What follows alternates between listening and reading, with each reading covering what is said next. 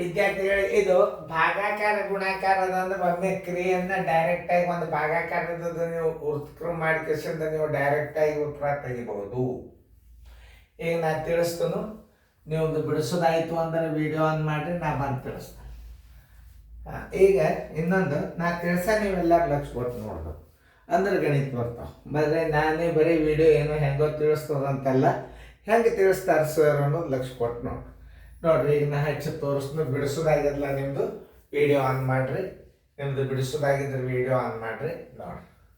ಇವೆಲ್ಲ ಏನು ಮಾಡಬೇಕು, ಎಕ್ದಮ್ ಬಿಸಿರು ರೆಸ್ಟ್ ಮಾಡ್ಕೊಂಡು ಬಿಡ್ರಿ.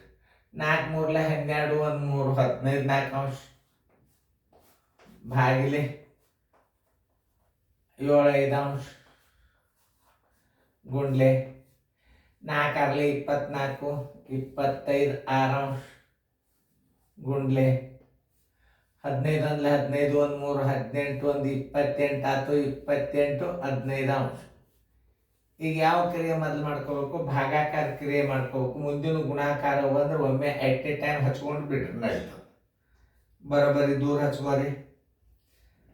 15 4 ಅಂಶ ಗುಂಡ್ಲೆ ಗುಣಕವಿಲ್ಲಮ್ಮ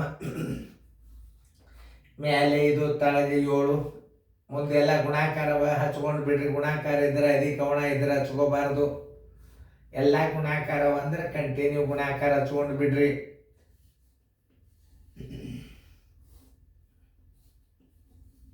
ನೋಡಿ ಈಗ ನೀವು ಕನಿಷ್ಠ ರೂಪಕ್ಕೆ ತೊಗೊಂಡು ಬರೋದು.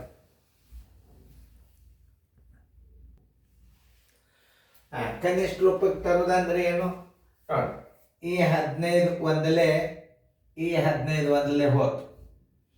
ಆಮೇಲೆ ತಳಗಿನ ಅಂಕಿದಿಂದ ಮ್ಯಾಲೆ ಬಾಗಿಸ್ಬೇಕು. ಇಲ್ಲಿ ಇದಕ್ಕೆ ಬಾಗಿಸ್ಬಾರ್ದು, ಗುಣಾಕಾರ ಮಾಡ್ಬೇಕು. ಮ್ಯಾಲಿಂದಕ್ಕೆ ಮ್ಯಾಲೆ ಗುಣಾಕಾರ, ತಳಗಿನ ತಳಕ ಗುಣಾಕಾರ.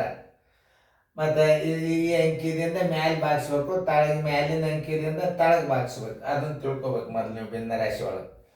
ಈಗ ನೋಡಿ 28 7 ಮಧ್ಯೆ ಆಗದ. 7 ಒಂದಲೇ 7 4 ನೋಡಿ. ಆಮೇಲೆ ಈ 4 ಒಂದಲೇ ಈ 4 ಒಂದಲೇ. ಈಗ ಇಲ್ಲಿ 1 ಉಳಿತು, ಇಲ್ಲಿ 1 ಉಳಿತು, ಇಲ್ಲಿ 1 ಉಳಿತು, ಇಲ್ಲಿ 5 ಉಳಿತು, 25 ಉಳಿತು.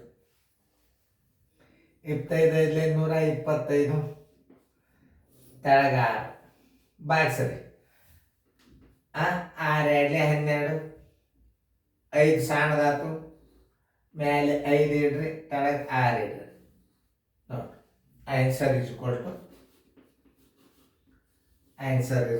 20 ಪೂರ್ಣ 5 6 ಅಂಶ ನೋಡ್ರಿ. ಯಾರು ಬಂದದ ರೈಟ್ ಹಾಕೊಂಡು ಬಿಡ್ರಿ.